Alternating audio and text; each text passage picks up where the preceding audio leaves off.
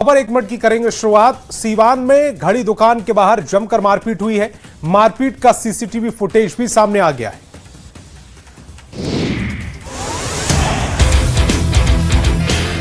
ये तस्वीर किसी अखाड़े की नहीं बल्कि घड़ी दुकान के बाहर की है, जहां युवक के साथ मारपीट की जा रही है। सीवान के महाराजगंज बाजार में जमकर मारपीट हुई। मारपीट की घटना सीसीटीवी में कैद हो गई। जानकारी के अनुसार साहिल नाम का एक युवक शनिवार दोपहर करीब 1 बजे घड़ी खरीदने के लिए महाराजगंज बाजार पहुंचा। इसी दौरान 5 से 6 अज्ञात युवकों ने उसे दुकान के बाहर खींच लिया और मारपीट करने लगा। आरोप है कि सभी युवकों ने एक मत होकर गाली गलौज करते हुए लाठी डंडे से बेरहमी से मारपीट की। हमले में युवक के सिर समेत शरीर के अन्य हिस्सों में चोट आई है। पीड़ित ने आवेदन में कहा है कि अगर आसपास मौजूद लोग बीच बचाव नहीं करते तो आरोपी उसकी जान भी ले सकते थे। घटना को लेकर पीड़ित युवक ने जमुई थाने में लिखित आवेदन देकर घटना में शामिल युवकों के खिलाफ कार्रवाई की मांग की है। पुलिस मामले की जांच में जुट गई है और सीसीटीवी फुटेज के आधार पर आरोपियों की पहचान की जा रही है। और सासाराम में बीच सड़क पर खड़े एक ट्रक में आग लग गई। देखते ही देखते ट्रक धू धू कर जलने लगा। बीच सड़क पर जलता ट्रक। देखने में ये सीन किसी एक्शन फिल्म की तरह है, लेकिन असल में ये तस्वीर उतनी ही भयावह है। तस्वीर सासाराम के नौहट्टा थाना क्षेत्र के रोहतास रघुनाथपुर सड़क की है, जहां एक ट्रक में अचानक आग लग गई और पूरा ट्रक धू धू कर जल गया। बताया जा रहा है कि ट्रक का ड्राइवर और खलासी ट्रक के पास गैस चूल्हा जलाकर खाना बना रहा था। इस दौरान छोटा गैस सिलेंडर से आग फैल गई। देखते ही देखते आग ने पूरे ट्रक को चपेट में ले लिया। आग की लपटें देख आसपास के लोग भाग गए और देखते ही देखते पूरा ट्रक जलकर राख हो गया। आग पर काबू नहीं पाया गया और पूरा का पूरा ट्रक जल गया।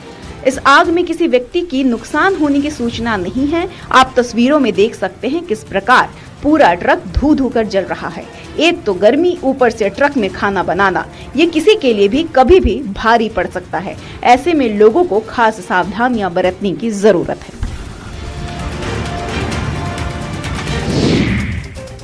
और मुंगेर से ऑटो चोरी का लाइव सीसीटीवी फुटेज सामने आया। 2 चोरों ने मिलकर पलक झपकते ही ऑटो गायब कर दिया।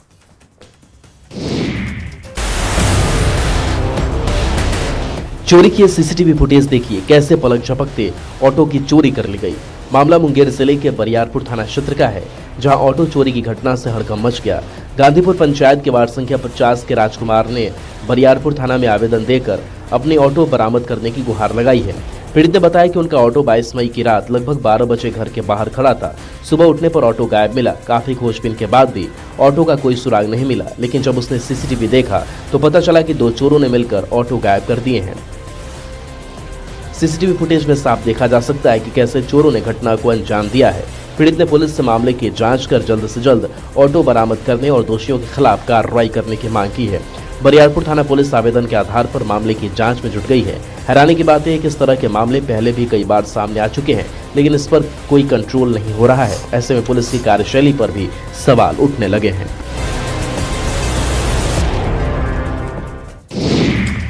और गोपालगंज का एक वीडियो सोशल मीडिया पर तेजी से वायरल हो रहा है। पर दवाओं पर रैपर बदलने और नकली रैपर लगाने का वीडियो देखकर आप भी चौंक जाएंगे।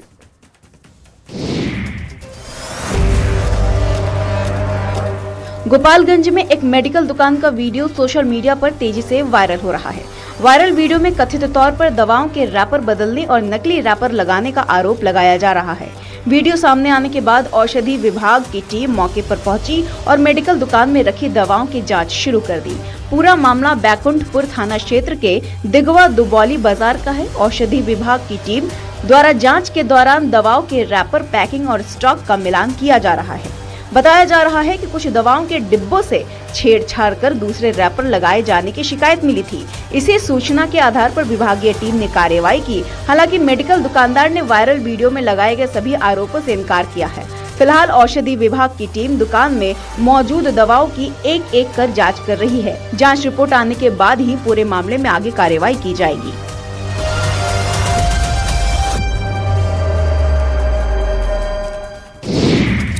और पटना में चोरों ने एक घर को निशाना बनाया है। घर से कीमती सामान और गहने पर हाथ साफ कर लिया गया।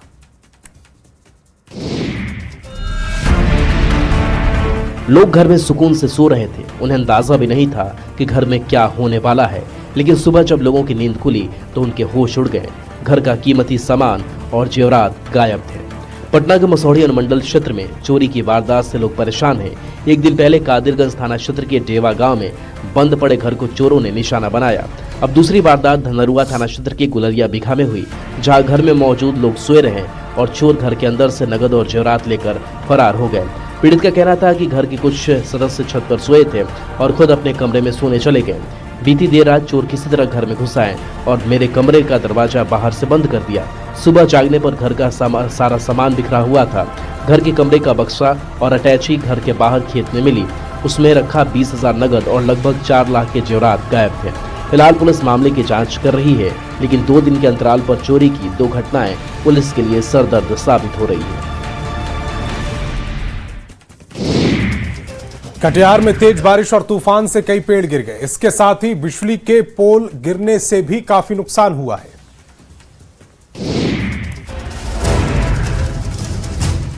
कटिहार में तेज बारिश और तूफान से भारी तबाही। ये तस्वीर देखकर आप अंदाजा लगा सकते हैं। देर शाम से देर रात तक तेज हवा चली, जिससे अलग अलग इलाके में लगभग 100 से ज्यादा पेड़ और 50 से अधिक बिजली पोल जमीन से उखड़ गए।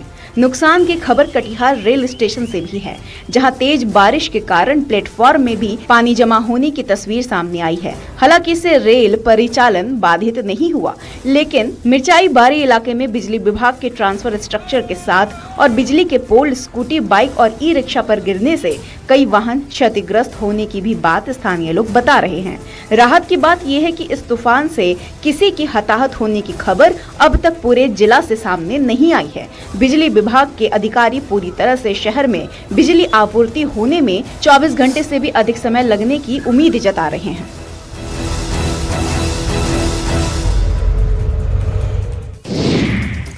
और बेतिया में अतिक्रमण हटाओ अभियान के दौरान लोगों ने जमकर हंगामा किया। उन्होंने पुलिस की टीम पर भी गंभीर आरोप लगाए।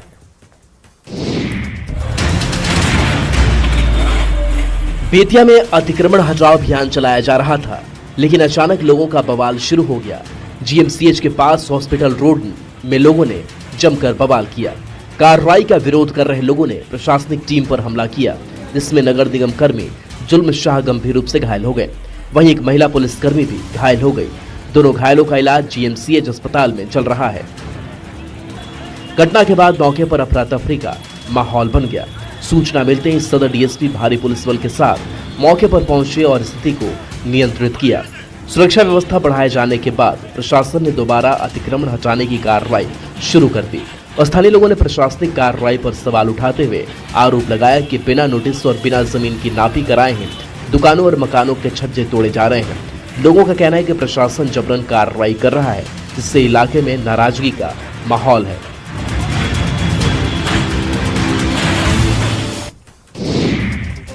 गयाजी के एक निजी अस्पताल से अनोखा वीडियो सामने आया, जहां एक छात्रा और उसकी सहेली मिलकर परीक्षा दे रही हैं। अस्पताल में परीक्षा देते देख लोग हैरान रह गए। आपने जीवन में कई परीक्षाएं दी होंगी। हर परीक्षा का केंद्र अलग अलग जगह गया होगा, लेकिन क्या आपने कभी अस्पताल में परीक्षा दी है? अगर नहीं तो ये तस्वीर देखिए।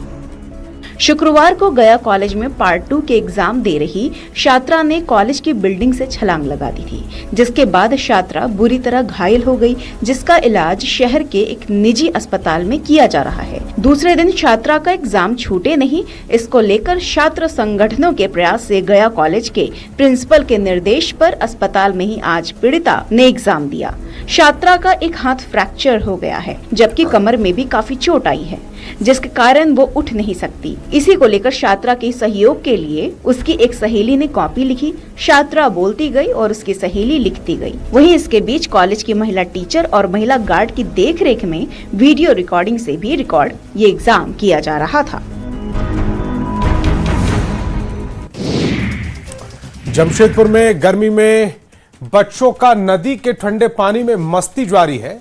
गर्मी से राहत पाने के लिए लोग नहाने पहुंच रहे हैं। जमशेदपुर में लगातार बढ़ती गर्मी ने घर में रहने वाले बच्चों को काफी परेशान कर रखा है। बच्चे गर्मी से बचने के लिए वाटर पार्क को छोड़कर नेचुरल वाटर पार्क में जमकर मस्ती करते नजर आ रहे हैं। जमशेदपुर की स्वर्ण रेखा नदी में सुबह से बच्चे नहाते और डुबकी लगाते नजर आ रहे हैं। नदी का साफ सुथरा बहता पानी शहर के लोगों को खूब भा रहा है। क्या बच्चे क्या बड़े, सभी लोग गर्मी से राहत पाने के लिए नदी में घंटों मस्ती करते नजर आ रहे हैं। बच्चों का कहना है कि वाटर पार्क में 500 से 1000 रुपए लिए जा रहे हैं और समय सीमा लिमिट रहता है, लेकिन ये नेचुरल नदी वाटर पार्क में कोई समय सीमा नहीं है। बारिश होने से नदी का पानी काफी साफ है और यहाँ बड़ी संख्या में युवा घंटों मस्ती करते नजर आते हैं। कोई तैरना सीखता है तो कोई डुबकी लगाकर नदी में जमकर मस्ती करते हैं। वीडियो में देखकर अंदाजा लगाया जा सकता है कि किस तरह लोगों को गर्मी में यहाँ राहत मिल रही है।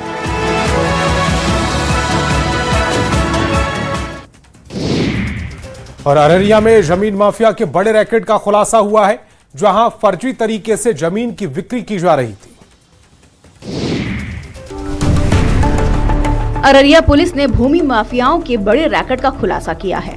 रानीगंज प्रखंड के खरहट गांव में रोड साइड की जमीन को दो लोगों ने पहले तो अपना आधार बदलकर अपनी पहचान बदल ली और फिर रजिस्ट्री ऑफिस में कूट रचना कर फर्जी दस्तावेज बनाया और फर्जी जमीन मालिक बनकर दूसरों की जमीन बेचने लगा। ओरिजिनल संजय मंडल जो जमीन है जिसका, उसको तो पता ही नहीं कि मेरा जमीन कोई दूसरा संजय मंडल लिख दिया किसी तीसरे आदमी के नाम पर। अररिया एसपी जतेंद्र कुमार ने इस रैकेट का खुलासा करते हुए बताया कि अररिया नगर थाना में अनुसंधान में ये कार्रवाई की गई है। एक फर्जी जमीन मालिक संजय मंडल और उसके सहयोगी जीवछ मंडल को गिरफ्तार कर न्यायिक हिरासत में भेजा गया। वहीं पुलिस ने मूल आधार कार्ड और केवाला में उपयुक्त फर्जी आधार कार्ड के साथ कई अन्य दस्तावेज की भी बरामदगी की है।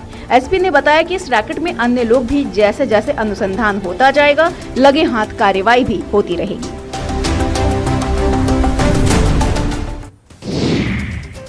सासाराम में भीषण गर्मी ने लोगों को बेहाल कर दिया है। लोग घरों में दुबक्कर रहने को मजबूर हैं।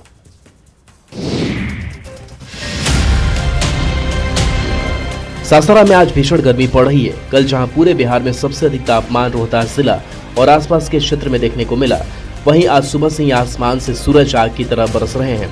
ऐसे में लोगों का घर से निकलना मुश्किल हो गया है। गर्मी ने लोगों का जीना मुहाल कर रखा है। घर से बाहर निकलने के लिए भी लोगों को सोचना पड़ रहा है। रोड पर आदमी एक भी नहीं आ रहे हैं, इतना गर्मी गिर रहा है। दुकान लगा रहे, बहुत सन्नाटा रह रहा है। गर्मी के कारण बहुत आदमी नहीं निकल पा रहे हैं रोड पर। आज रविवार है, ऐसे में लोग कोशिश कर रहे हैं कि घर में ही रहे, लेकिन जिन्हें जरूरी काम है उन्हें निकलना पड़ रहा है। सासाराम की सुबह सवेरे की तस्वीर है, लेकिन अभी से ही सड़क पर सन्नाटा पसरा हुआ है। कारण यह है कि पिछले एक सप्ताह से मौसम पूरी तरह से गर्म है और दिन प्रतिदिन तापमान और ऊंचा होता जा रहा है। फिलहाल अनुमान लगाया जा रहा है कि गर्मी इसी तरह लोगों को परेशान कर सकती है। अभी गर्मी से राहत मिलने की कोई उम्मीद नजर नहीं आ रही है।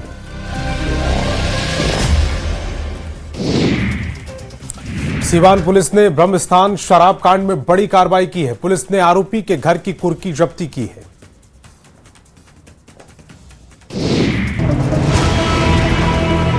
सिवान के भगवानपुर थाना क्षेत्र का चर्चित ब्रह्मस्थान शराब कांड, जिसमें जहरीली शराब से कई घर उजड़ गए थे, अब उस कांड में एक्शन शुरू हुआ है। पुलिस ने फरार आरोपी के खिलाफ बड़ी कार्रवाई की। भगवानपुर हाट थाना पुलिस ने कोर्ट के आदेश पर आरोपी के घर कुर्की जब्ती की कार्रवाई की। कार्रवाई से इलाके में हड़कंप मच गया है।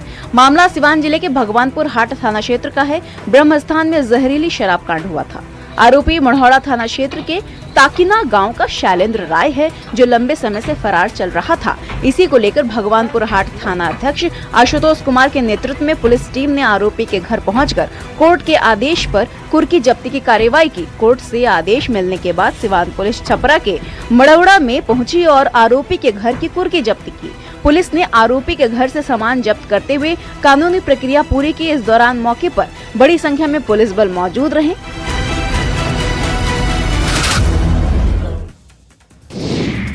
गोपालगंज बेतिया को जोड़ने वाला जादवपुर मंगलपुर महासेतु के स्पैन में गैप आ गया है, जिसके बाद गाड़ियों के परिचालन पर रोक लगा दी गई है। अब लोगों की परेशानियां भी बढ़ती दिख रही हैं।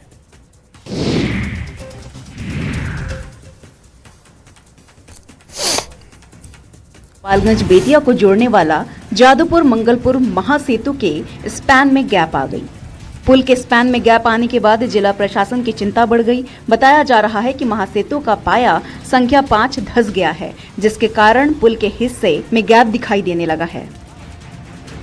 डीएम ने पुल पर पहुंचकर जांच की और तत्काल भारी वाहनों के परिचालन पर रोक लगा दी है।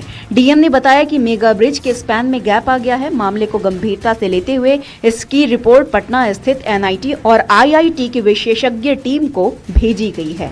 जल्द ही विशेषज्ञों की टीम मौके पर पहुंचकर पुल का तकनीकी निरीक्षण करेगी और सुरक्षा को लेकर जरूरी सुझाव देगी। डीएम ने कहा कि फिलहाल एहतियात के तौर पर बड़े और भारी वाहनों के परिचालन पर रोक लगा दी गई है, ताकि पुल पर अतिरिक्त दबाव न पड़े और मरम्मत का काम सुचारू रूप से कराया जा सके।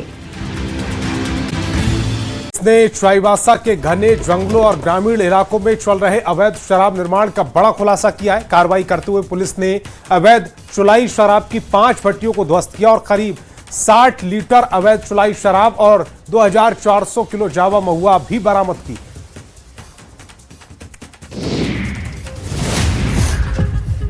झारखंड के पश्चिमी सिंहभूम यानी चाईबासा जिले में अवैध शराब माफियाओं के खिलाफ प्रशासन ने एक बार फिर से बड़ा प्रहार किया है। उत्पाद विभाग और स्थानीय पुलिस की संयुक्त टीम ने मिलकर अवैध शराब के एक बड़े नेटवर्क को पूरी तरह से नेस्तनाबूद कर दिया है। मामला चाईबासा के टोकलो थाना क्षेत्र का है, जहां उत्पाद विभाग को गुप्त सूचना मिली थी कि घने जंगलों और ग्रामीण इलाकों में अवैध शराब का काला कारोबार धड़ल्ले से चल रहा है। सूचना मिलते ही विभाग ने एक विशेष टीम का गठन कर छापेमारी शुरू की। गाँव में बड़े पैमाने पर अवैध चुलाई शराब बनाने का खेल चल रहा था। टीम ने मुस्तैदी दिखाते हुए एक साथ कुल 5 अवैध शराब भट्टियों को पूरी तरह ध्वस्त कर दिया। इसके साथ ही पुलिस ने मौके से कुल 60 लीटर तैयार अवैध चुलाई शराब बरामद की। पुलिस ने शराब बनाने के इरादे से ड्रमों और बर्तनों में छिपा कर रखा गया करीब 2400 किलोग्राम जावा महुआ भी बरामद किया, जिसे पुलिस ने मौके पर ही बहाकर पूरी तरह नष्ट कर दिया। प्रशासन की छापेमारी से शराब माफियाओं में हड़कंप मच गया है। उत्पाद विभाग ने कार्रवाई करते हुए इन 5 अवैध भट्टी संचालकों के खिलाफ उत्पाद अधिनियम के तहत मामला दर्ज कर आगे की कार्रवाई शुरू कर दी है।